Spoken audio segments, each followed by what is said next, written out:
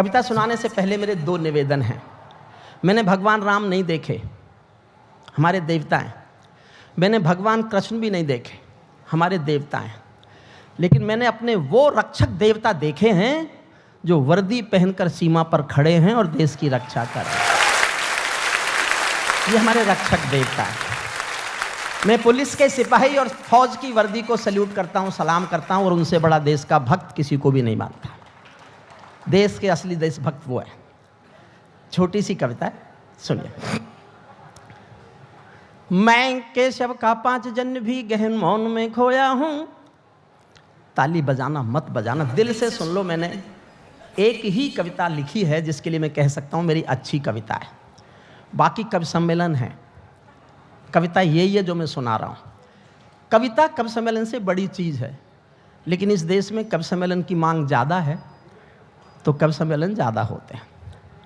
मैं केशव का 5 जन्म भी गहन मौन में खोया हूँ। उन बेटों की याद कहानी लिखते लिखते रोया हूँ। उन बेटों की याद कहानी लिखते लिखते रोया हूँ। जिस माथे की कुमकुम बिंदी वापस लौट नहीं पाई, चुटकी झुमके पायल ले गई कुर्बानी की यमराई। कुछ बहनों की राखी जल गई है बर्फीली घाटी में, वेदी के गठबंधन मिल गए हैं करगिल की माटी में। पर्वत पर कितने सिंदूरी सपने दफन हुए होंगे, 20 बसंतों के जज्बाती बेटे हवन हुए होंगे। टूटी चूड़ी धुला महावर रूठा कंगन हाथों का, कोई मोल नहीं दे सकता बासंती जज्बातों का। कोई मोल नहीं दे सकता कोई मोल नहीं दे सकता बासंती जज्बातों का। जो पहले पहले चुंबन के बाद लाम पर चला गया।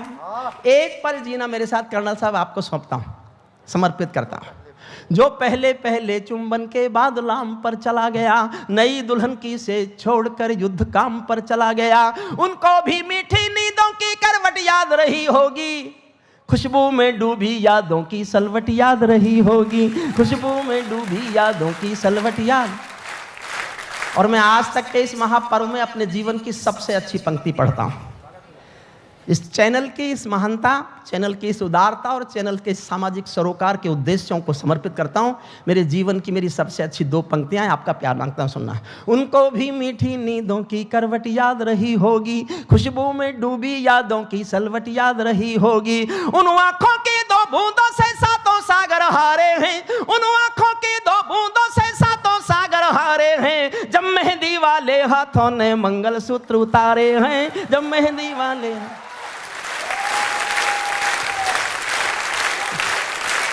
उन आंखों की 2 बूंदों से 7 सागर हारे हैं। जब मेहंदी वाले हाथों ने मंगलसूत्र उतारे हैं। गीली मेहंदी रोई होगी छुपके घर के कोने में, ताजा काजल छूटा होगा चुपके चुपके रोने में। जब बेटे की अर्थी आई होगी सोने आंगन में, शायद दूध उतर आया हो बूढ़ी माँ के दामन में। शायद दूध उतर आया हो बूढ़ी माँ के दामन में। वो विधवा पूरी दुनिया का बोझा सर ले सकती है।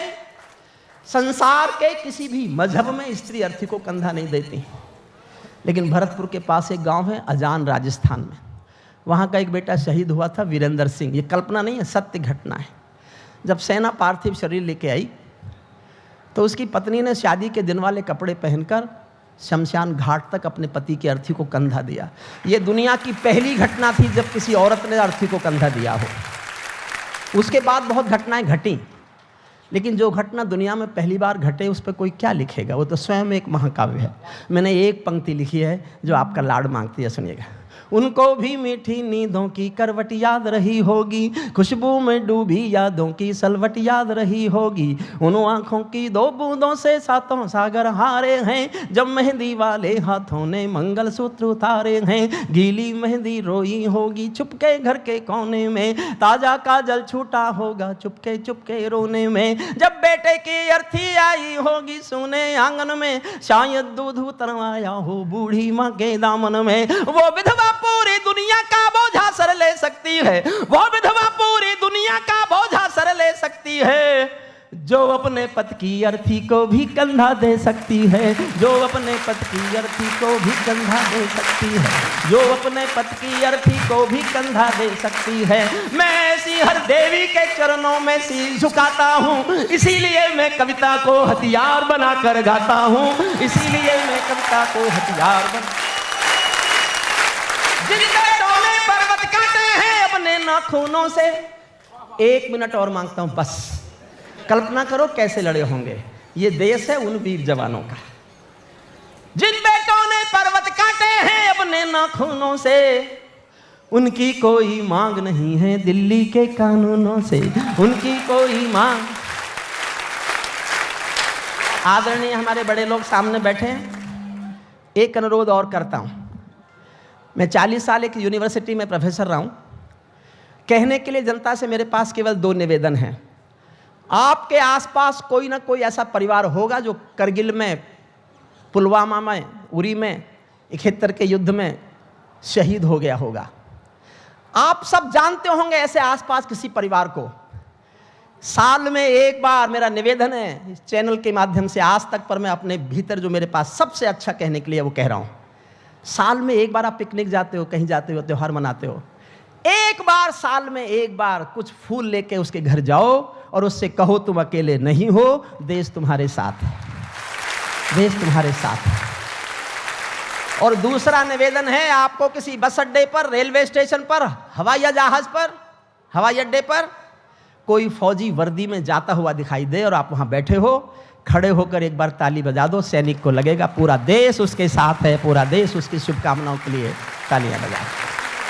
जिन बेटों ने पर्वत काटे हैं अपने नाखूनों से, उनकी कोई मांग नहीं है दिल्ली के कानूनों से। जो सैनिक सीमा रेखा पर ध्रुव तारा बन जाता है, उस कुर्बानी के दीपक से सूरज भी शर्माता है। गरम दहानों पर तोपों के जो सीने अड़ जाते हैं, उनकी गाथा लिखने को अंबर छोटे पड़ जाते हैं। उनके लिए हिमालय कंधा देने को झुक जाता है, कुछ पल को सागर की लहरों का गर्जन रुक जाता है। उस सैनिक के शव का दर्शन तीर्थ जैसा होता है, चित्र शहीदों का मंदिर की मूरत जैसा होता है, चित्र शहीदों का मंदिर की मूरत।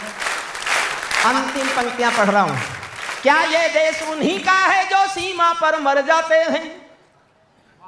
क्या ये देश उन्हीं का है जो सीमा पर मर जाते हैं, अपना लहू बहाकर टीका सरहद पर कर जाते हैं। कोई युद्ध वतन की खातिर सबको लड़ना पड़ता है, संकट की घड़ियों में सबको सैनिक बनना पड़ता है। जो भी कौम वतन की खातिर मरने को तैयार नहीं, उसकी संतति को आजादी जीने का अधिकार नहीं, उसकी संतति को आजादी जीने का अधिकार। और समाप्त करता हूं।